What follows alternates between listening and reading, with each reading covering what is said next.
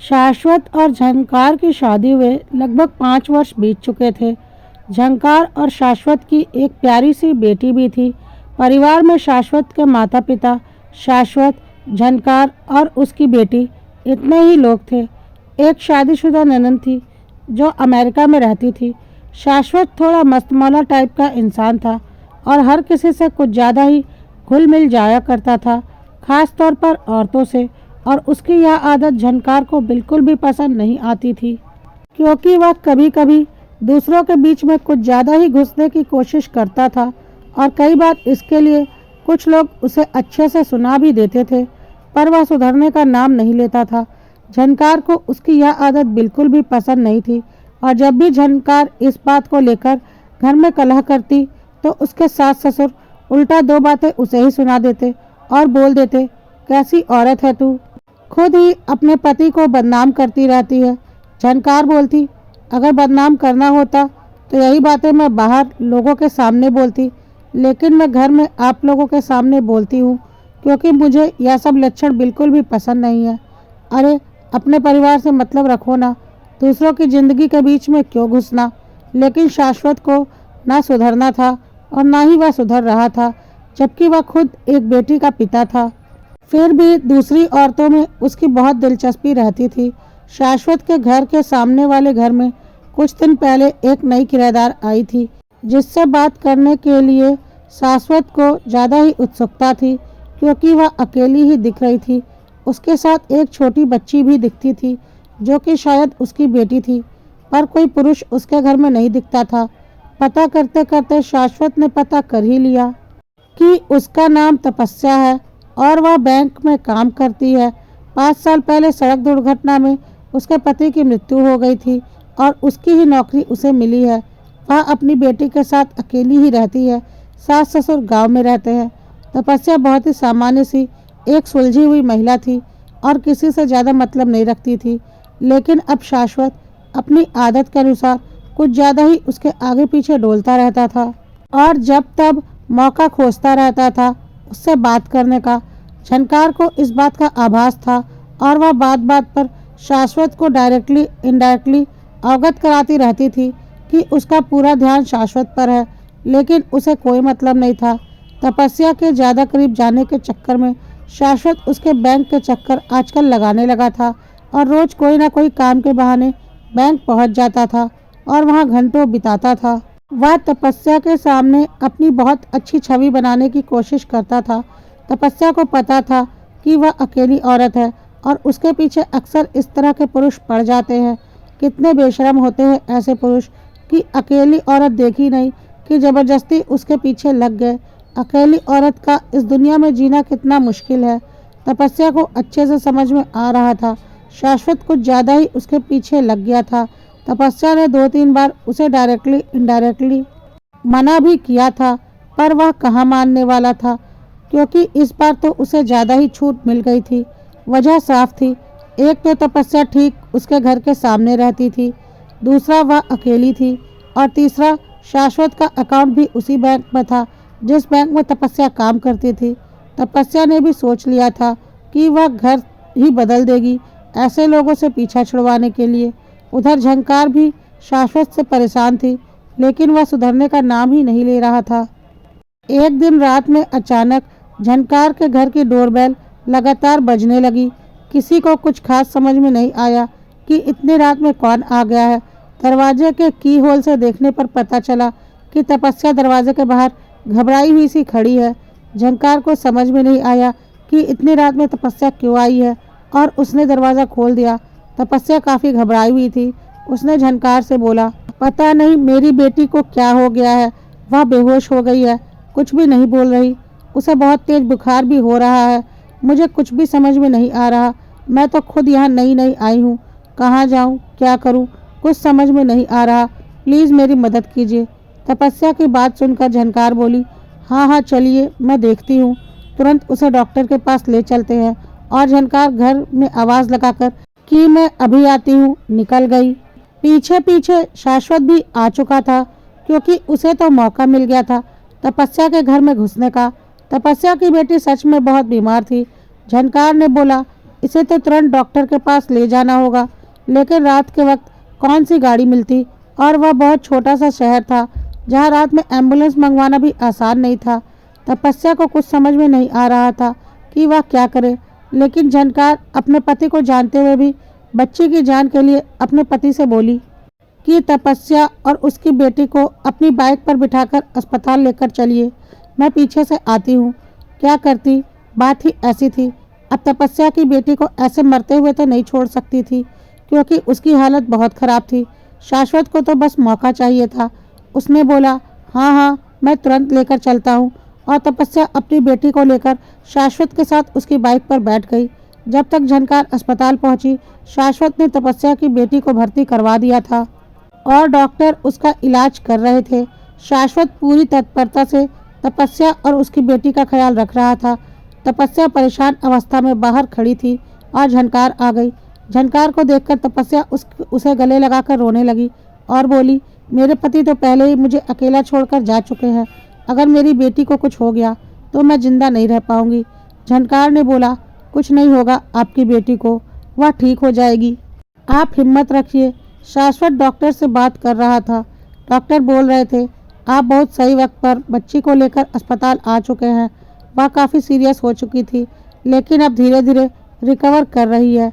वह जल्दी ही ठीक हो जाएगी, क्योंकि ठीक वक्त पर उसे अस्पताल में भर्ती कर दिया गया है।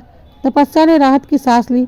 झनकार और शाश्वत ने घर पर फ़ोन करके कह दिया था कि तपस्या की बेटी की तबीयत बहुत ख़राब है।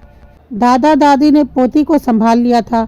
4-5 दिन तपस्या की बेटी अस्पताल में भर्ती रही। इसी बीच शाश्वत को पूरा मौका मिलता रहा तपस्या के नज़दीक जाने का। झनकार शाश्वत की बेहूदगी देख रही थी, पर वह क्या करती, इस वक्त मजबूर थी।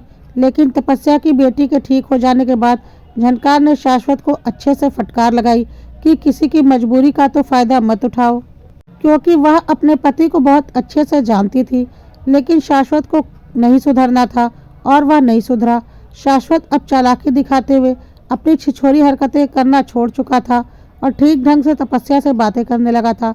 तपस्या को भी ऐसा लगने लगा था कि उसने शाश्वत को समझने में गलती की थी। शाश्वत एक बहुत ही समझदार और अच्छा इंसान है। तपस्या भी अब शाश्वत से खुलकर बातें करने लगी थी। झनकार को शाश्वत पर कोई भरोसा नहीं था, वह तपस्या पर पूरा भरोसा था, क्योंकि तपस्या बहुत ही सुलझी हुई और अच्छे स्वभाव की महिला थी। अब तो मोहल्ले में भी शाश्वत और तपस्या की बातें होने लगी थी, जो बातें शाश्वत के माँ बाप भी सुनते थे और बोलते थे, पता नहीं यह औरत कहाँ से इस मोहल्ले में आकर रहने लगी और हमारे बेटे को बदनाम कर दिया। ऊपर से झनकार को भी बातें सुनाते थे, तुम्हें ही उसकी बेटी की बहुत फिक्र लगी थी ना, उसकी बेटी के चक्कर में मेरा बेटा उसके चक्कर में पड़ गया है। झनकार ने बोला, उसकी बेटी के चक्कर में नहीं, आपका बेटा शुरू से ही छिछोरा है और हर औरत के पीछे पड़ता है, पर हर बार मुंह की खा जाता था। पर इस बार उसे एक अकेली औरत मिल गई है ना, उसका पति तो है नहीं आपके बेटे को सबक सिखाने के लिए, इसलिए आपका बेटा ज़्यादा ही हवा में उड़ रहा है। और रही बात तपस्या के बेटे की तबीयत की, तो उस हालत में अगर कोई उसकी मदद नहीं करता ना, तो उससे नीच इंसान कोई भी नहीं होता। और मुझे आपके बेटे पर तो कोई भी भरोसा नहीं, पर तपस्या पर पूरा भरोसा है। पर झनकार का भरोसा एक दिन टूट गया। एक दिन सुबह सुबह मोहल्ले में तांडव मचा हुआ था, क्योंकि मोहल्ले के किसी व्यक्ति ने तपस्या और शाश्वत को एक अस्पताल में देख लिया था, जहां तपस्या अबॉर्शन कराने के लिए गई थी। और उस व्यक्ति ने को देखकर शाश्वत चुपचाप तपस्या को अकेला छोड़कर वहां से निकल गया था, और फिर तपस्या भी पीछे पीछे आ गई थी। अब तो मोहल्ले में बात फैल गई थी। झनकार को यकीन नहीं हो रहा था कि तपस्या ऐसा कर सकती है। मोहल्ले में सब लोग बोल रहे थे, यह बेशर्मी इस मोहल्ले में नहीं चलेगी, तुम दोनों यह मोहल्ला छोड़कर निकलो। हमारे घर में बड़े बड़े जवान बच्चे हैं, लड़कियां हैं, क्या असर पड़ेगा उन पर। शाश्वत बोल रहा था, बकवास मत करो, अगर कोई विधवा औरत प्रेग्नेंट है तो इसमें मेरी क्या गलती। मुझे नहीं पता कि उसके बच्चे का बाप कौन है, तुम लोग मेरा नाम क्यों लगा रहे हो। शाश्वत के माँ बाप भी सीना तान कर बोल रहे थे, यह बच्चरन औरत खुद तो अकेले घूम रही है और दूसरों का घर उजाड़ रही है, अपना पाप मेरे बेटे के सिर पर फोड़ रही है। तपस्या चुपचाप सिर झुकाकर रो रही थी, क्योंकि उसे पता था उससे बहुत बड़ी गलती हो चुकी है। झनकार एकटक तपस्या की ओर देख रही थी, क्योंकि उसे तपस्या पर पूरा यकीन था। तपस्या की नज़र झनकार की तरफ गई तपस्या हाथ जोड़कर झनकार की ओर देखने लगी। तपस्या की आंखों में सच्चाई नजर आ रही थी। झनकार को समझते देर नहीं लगी कि बात क्या होगी, क्योंकि अपने पति को तो वह बहुत अच्छे से जानती थी। झनकार ने बोला, कोई कुछ भी बोले, मैं बोलती हूँ, यह बच्चा शाश्वत का ही है। शाश्वत ही इस बच्चे का पिता है और इसमें तपस्या की कोई गलती नहीं है। उसने कोई पाप नहीं किया। मुझे बहुत अच्छे से पता है। तपस्या अकेली औरत है। 5 साल पहले उसका पति उसे छोड़कर जा चुका है। भावनात्मक रूप से बहुत ही ज़्यादा कमज़ोर है और मुझे बहुत अच्छे से पता है। साथ ही साथ शाश्वत को भी बहुत अच्छे से पता था कि अगर कोई औरत इतने सालों से अकेली है और उसे भावनात्मक संबल दिया जाए तो वह उसकी तरफ आकर्षित हो सकती है। और यही खेल शाश्वत ने तपस्या के साथ खेला है। मैं अपने पति को बहुत अच्छे से जानती हूँ। तपस्या ने इसे बहुत दुत्कारा था, पर यह उसके पीछे लगा रहा। इस बात की गवाह मैं हूँ। उसे अकेला पाकर लगातार जब उसके ऊपर उसे पाने के लिए डोरे डालता रहा, लगातार उसे भावनात्मक संबल देता रहा, तो किसी न किसी दिन तो वह टूटेगी ही ना। आखिर उसे भी तो एक पुरुष के मजबूत कंधों पर सिर टिकाकर रोने का कभी मन करता होगा। और एक अकेली औरत के लिए यह सबसे कमज़ोर पल होता है, जिसे छिछोरे पुरुष बहुत अच्छे से समझते हैं। किसी कमज़ोर पल में जरूर शाश्वत ने उसके साथ यही खेल खेला होगा और तपस्या बह गई होगी। मुझे पूरा यकीन है, क्योंकि वह एक अकेली औरत है और काफ़ी वक्त के बाद किसी पुरुष का कंधा उसे मिला होगा तो वह टूट गई होगी। इससे यह साबित नहीं हो जाता कि वह चरित्रहीन है। मुझे पूरा यकीन है, क्योंकि मैं अपने पति को अच्छे से जानती हूँ, तपस्या को नहीं। यह सारी बातें सुनकर तपस्या झनकार के पैरों में पड़कर रोने लगी, क्योंकि उसकी कही एक एक बात सच थी। तपस्या बोलने लगी, मैं तुम्हारी गुनहगार हूँ झनकार। तुम्हारी कही एक एक बात सच है, फिर भी गुनाह तो मुझसे हुआ है और इससे तुम्हारे साथ साथ मेरे परिवार की इज्जत भी मिट्टी में मिल चुकी है और साथ ही साथ मेरे स्वर्गीय पति की भी। मरकर उन्हें क्या मुँह दिखाऊंगी, पता नहीं यह पाप मुझसे कैसे हो गया। लेकिन सच कहती हूँ, मैंने ऐसा कभी नहीं चाहा था। अगर चाहा होता तो एक शादीशुदा पुरुष के पीछे क्यों जाती, किसी अकेले पुरुष के पीछे जाती, ताकि किसी दूसरी औरत की ज़िंदगी बर्बाद ना हो। झनकार ने तपस्या को उठाकर कहा, हाँ मुझे पता है। खैर कोई बात नहीं, जो होना था वह हो चुका है और मैंने भी अपने पति को बहुत समझा कर देख लिया। पर वह पुरुष है ना, जो भी गलत किया उसकी गिनती थोड़ी ना होगी। गलत तो अभी पूरे मोहल्ले में तुम साबित हो रही हो, बल्कि वह नहीं, जबकि मुझे पता है गलती उसकी है। झनकार के सास ससुर बोल रहे थे, पागल औरत खुद अपने घर को आग लगा रही है, इस बदचलन औरत के लिए अपने पति पर उंगली उठा रही है। झनकार ने बहुत तेज आवाज में बोला, बदचलन तपस्या नहीं, बदचलन आपका शाश्वत है, जिसने कभी किसी औरत की इज्जत नहीं की, हर औरत को बस एक ही नज़र से देखा है। बस बहुत हो गया, अब मैं इस आदमी के साथ नहीं रह सकती। तपस्या ने कहा, ऐसा मत करो झनकार, मेरी वजह से अपना घर मत तोड़ो। मैं यहाँ से बहुत दूर चली जाऊँगी, बहुत दूर, कभी तुम्हारी ज़िंदगी में लौट कर वापस नहीं आऊँगी।